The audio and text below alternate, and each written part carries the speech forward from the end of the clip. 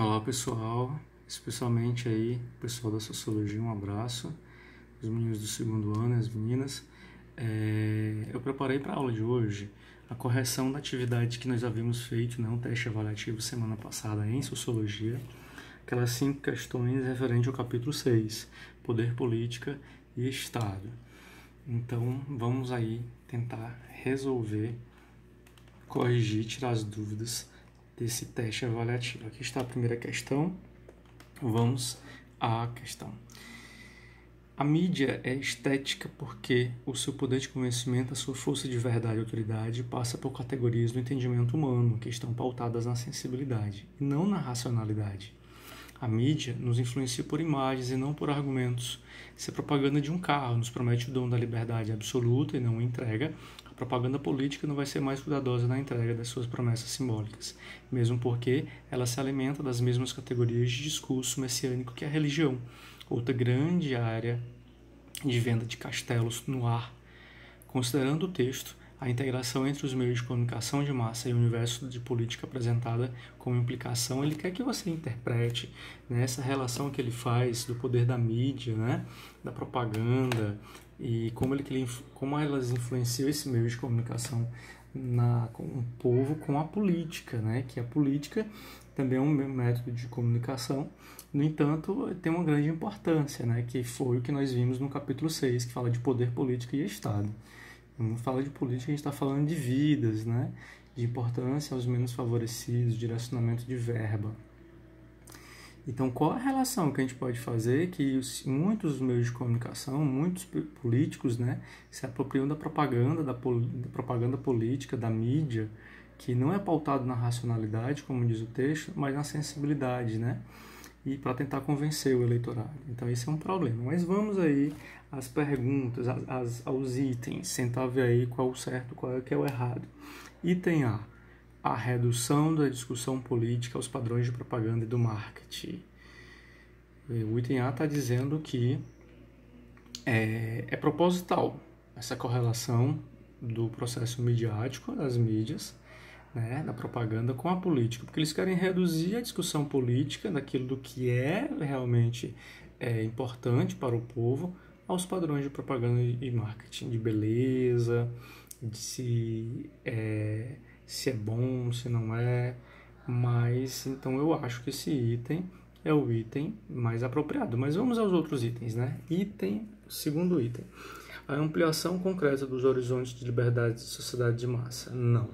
Nós sabemos que em propaganda, em política, em indústria cultural aí, também entra inclusive o processo de alienação, porque muitos dos empresários, eles querem inclusive manipular o consumo, das pessoas.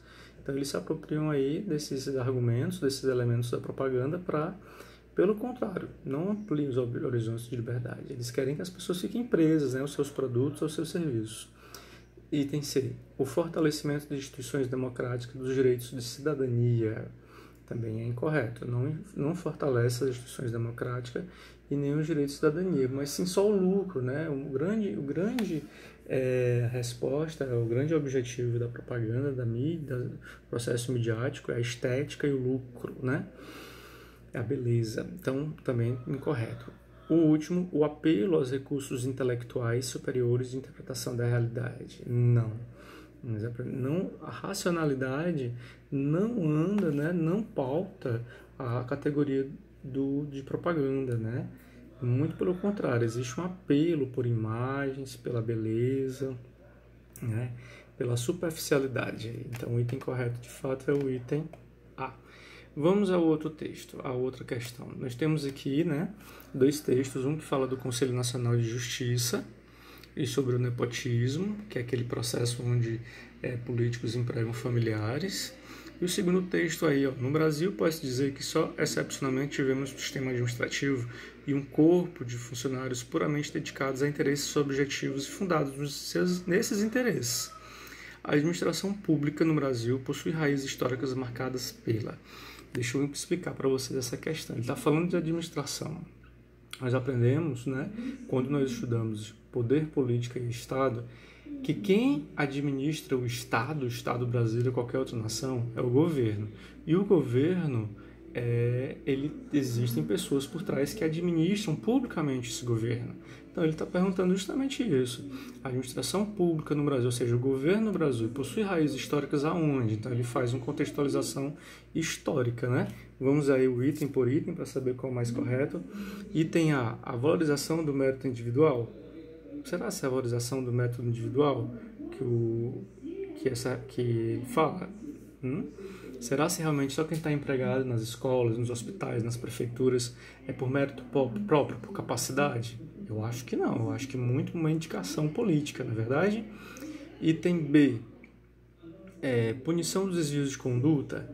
Será que na administração pública, quem trabalha no Estado brasileiro, né, no governo federal, eles estão realmente punidos por desvios de conduta? Eu acho também que não. Item C, distinção entre público e privado. Muito pelo contrário, né? Muitas pessoas que trabalham no público, nos hospitais, que trabalham aí nas prefeituras, eles não fazem distinção do que é dele e do que é do povo, não. Ele pega do que é do povo e leva para casa, não é verdade? Então, entender o que sobra para nós, prevalência das vontades particulares, é óbvio, né, pessoal? O político bota ali, via nepotismo, seus familiares para trabalhar, sem mérito algum, não fazem distinção entre o que é público e o que é privado, e embora com os desvios de conduta eles não são punidos. Então, esse é o item correto, tá? Vamos aí a outra questão. Tem aqui, ó, observe a imagem, o fenômeno nela apresentado é definido como Aí tem uma imagem aqui de uns manifestantes com essa faixa, agora é poder popular, né? Eles estão reivindicando, provavelmente, protestando acerca de alguma melhoria de alguma coisa. Vamos aos itens pelo método de eliminação. Ao item A. Ação dos partidos políticos que possuem o objeto de mudar uma determinada situação de um país ou região. Certo, né? Eles estão tentando mudar aí uma determinada situação em um país ou região. Mas são partidos políticos? Tem algo caracterizando que é um partido político? Vocês têm aí alguma bandeira, alguma coisa? Me parece ser civis, pessoas comuns que pagam os impostos, e tem que acontecer alguma coisa que eles estão tentando reivindicar. Então você não pode afirmar com certeza que é um partido político, né? Geralmente essas ações aí são movimentos sociais, né? E esse é um movimento social. Qual dos outros 3 itens restantes que mais define o que é um movimento social? Vamos ao item B. Ação coletiva com base em uma determinada visão de mundo, objetivando a mudança ou a manutenção das relações sociais numa dada sociedade. Esse é exatamente o conceito do que é um movimento social, gente. Né? Que os movimentos sociais, o povo, ele tem aí o que alguns autores chamam de quarto poder. Né? Lembra aí do poder legislativo, o executivo e o judiciário. Pronto, tem um poder popular, poder das ruas, que seria aí por conta dos movimentos sociais, certo? Então esse é o item B, eu vou logo dizer qual é o item B correto, né? E esses outros 2 aí, eles estão também incorretos. Por que eles estão incorretos? Vamos ver?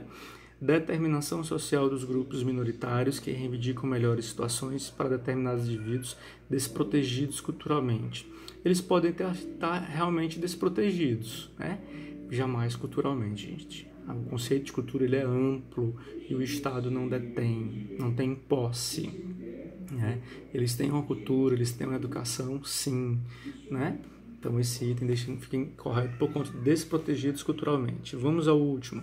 Solução definitiva e tranquila de conflitos e desigualdades sociais impostas pelos grupos menos favorecidos aos grupos sociais considerados elitizados.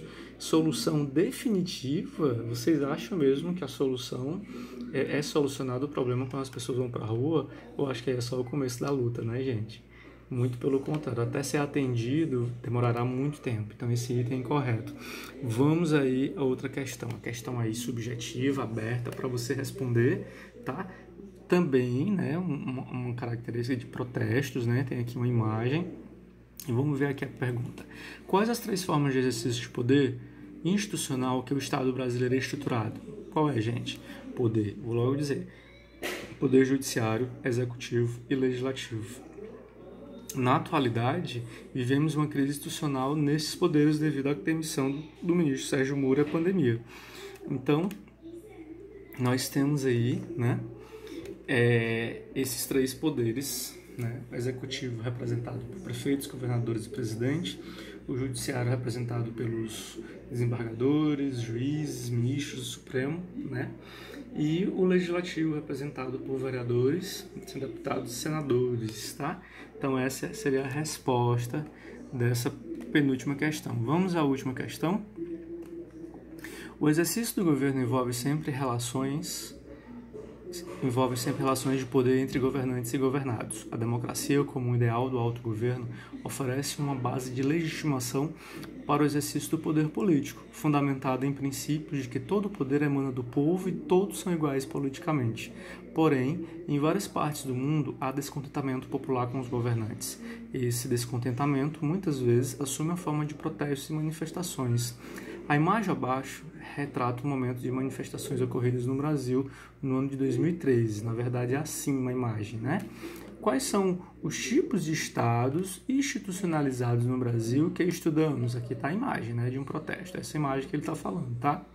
Isso é um pouco desordenado aqui, né? A prova que eu também estou aprendendo. Mas vamos ao comando direto da questão. Qual tipo de estados institucionalizados no Brasil que estudamos? Ou seja, quais foram os estados brasileiros que nós já vivemos enquanto nação? Nós já fomos colônia? Sim. Ser colônia de Portugal, né, da metrópole, nosso estado era estruturado de uma forma. Nós já fomos império? Sim. Nós vivemos já uma monarquia, né? Nós passamos por esse período, esse formato de estado. Nós somos o que hoje? A República Federativa do Brasil. Nós vivemos esse Estado democrático de direito, né?